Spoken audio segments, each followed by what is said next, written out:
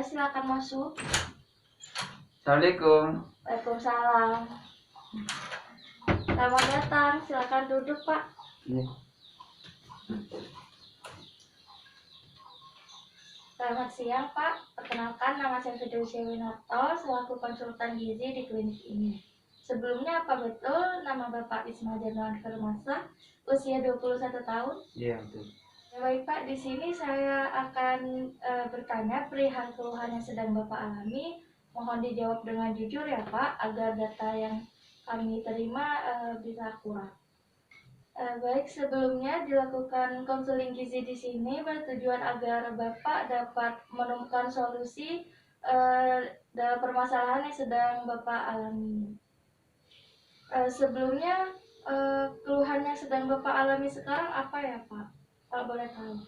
Jadi gini, ya, keluhannya saya sering pusing, Ya. terus kepala ini terasa berat rasanya.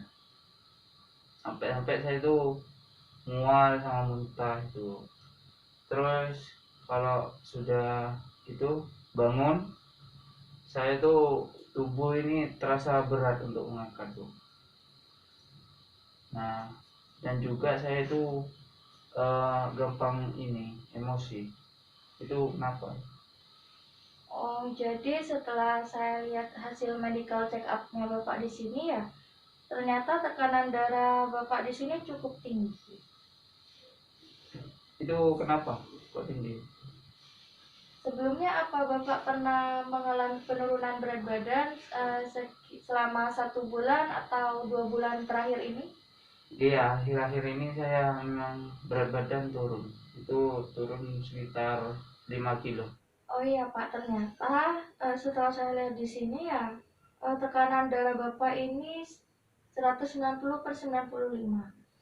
Sebelumnya apa Bapak pernah merasa ada nyeri di dada atau pernah detak jantungnya itu tidak teratur gitu? Ada. Saya nyeri di dada itu kadang-kadang nyeri, terus detak jantung itu juga gak beraturan. Apa Bapak pernah melakukan aktivitas fisik seperti berolahraga atau jalan santai seperti itu? Saya jarang itu. Bahkan ya, tidak pernah. Karena setiap hari saya tuh kan naik kendaraan. Jadi untuk jalan dan dan olahraga itu jarang. Untuk konsumsi makan Bapak ini di rumah itu seperti apa ya? Konsumsi seperti apa? Seperti makanan yang sering Bapak makan di rumah, seperti itu yang sering Bapak konsumsi.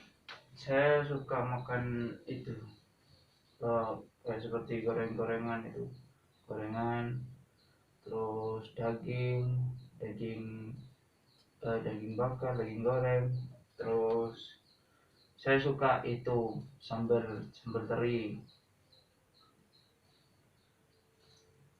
sudah itu. Baik Pak, di sini saya akan menanyakan tentang recall selama 24 jam. Jadi recall di sini Bapak itu menceritakan tentang makanan yang Bapak makan atau konsumsi sehari kemarin. Selama 1 hari ya Pak, dari pagi sampai pagi. Silakan Pak, bisa diceritakan. Dari pagi ya, Bu? Iya, dari pagi saya tuh bangun subuh itu bangun saya itu minum air. Itu minum air berapa gelas Pak? 1 gelas. 1 gelas. Ya. Itu bangun Bapak sekitar jam berapa ya? Sekitar jam 4, 4:30. Setelah itu apa yang Bapak lakukan? Apa Bapak sarapan atau bagaimana? Saya tidak sarapan, saya cuma lanjut minum kopi. Pagi-pagi minum kopi. Minum kopinya itu sering Pak? Setiap hari saya minum setiap kopi. hari? Ya, setiap pagi. Lalu setelah itu Setelah itu agak siang itu saya makan ini camilan. Camilannya apa Pak kalau boleh tahu? Itu keripik Keripik singkong itu berapa banyak Pak? sekitar 2 bungkus itu.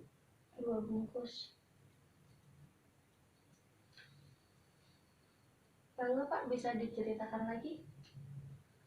Eh, terus saya makan siangnya saya makan Itu sekitar pukul jam berapa ya Pak? jam 1. Jam 1 itu Bapak makan siang ya? Iya, Itu kalau boleh tahu makan apa ya Pak?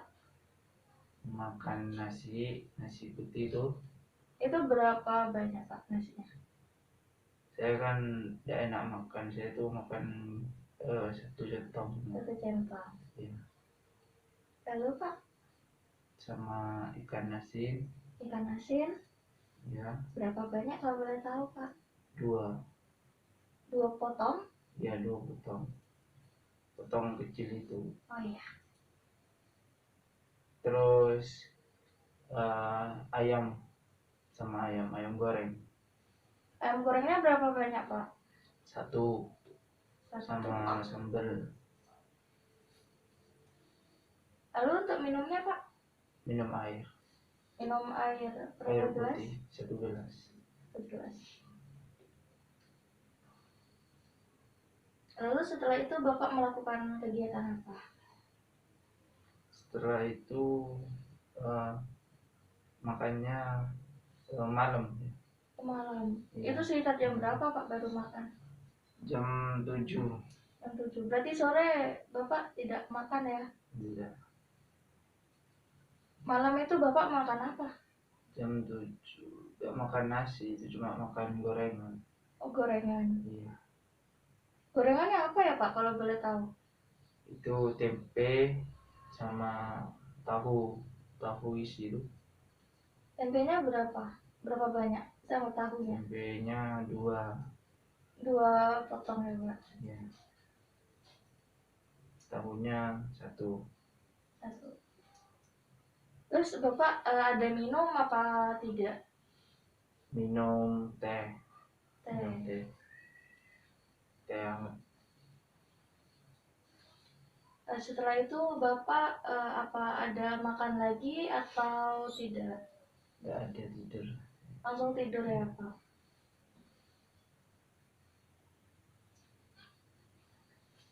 Baik Pak, saya akan mengulang yang Bapak katakan barusan ya. Di sini Bapak bangun pagi itu sekitar pukul setengah 5. Pukul setengah 5. Terus setelah bangun pagi di sini Bapak minum air putih sebanyak 1 gelas. Lalu Bapak di sini minum kopi ya Pak? Minum kopi hampir setiap hari ya Pak minum kopi. Terus Bapak juga nyemil keripik singkong sebanyak 2 bungkus. Terus makan siangnya itu sekitar jam 1. Di sini Bapak makan nasi sebanyak 1 centong, ikan asin 2 potong kecil, ayam gorengnya 1 potong, sama sambal dan air 1 gelas ya Pak. Dan untuk makan malamnya itu Bapak nyemil gorengannya itu tempe 2 potong sama tahu isi 1 potong. Terus minumnya teh hangat ya Pak. Itu sekitar jam 7. Apa betul Pak seperti itu? Ya, betul. Apa Bapak juga sering mengkonsumsi buah-buahan dan juga sayur-sayuran? Saya jarang. Saya mengkonsumsi juga, namun jarang untuk buah-buahan dan sayur-sayuran. Apa Bapak juga ini Pak, merokok? Tidak, saya tidak minum. Selanjutnya, apa Bapak memiliki riwayat keluarga yang menderita hipertensi? Oh, ada. Itu kakek itu dulu punya hipertensi juga. Baik ya Pak.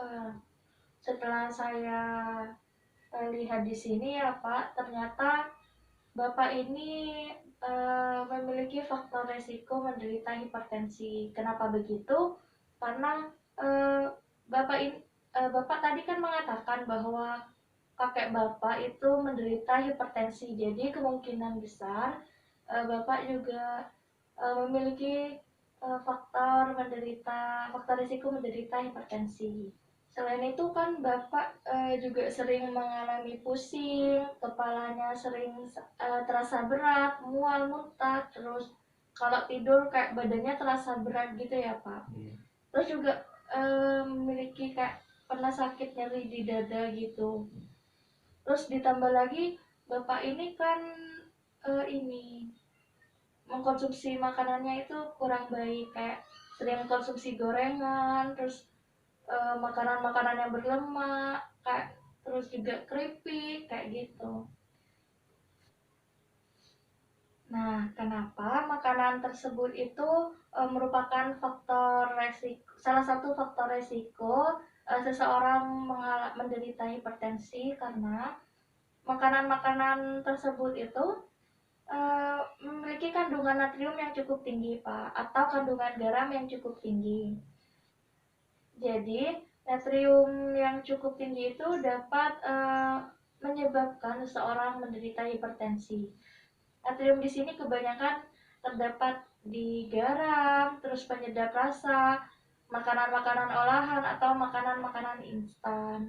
Selain itu, Bapak juga sering mengkonsumsi makanan-makanan yang tinggi lemak ya Pak, seperti daging-daging itu, seperti juga goreng-gorengan. Terus di sini Bapak juga kurang mengkonsumsi buah-buahan dan sayur-sayuran ya Pak.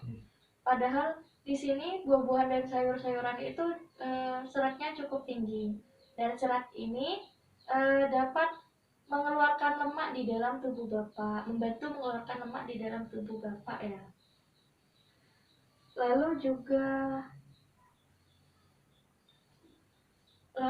Bapak di sini kurang melakukan aktivitas fisik ya Pak. Malah hampir tidak pernah Bapak ya Pak melakukan olahraga.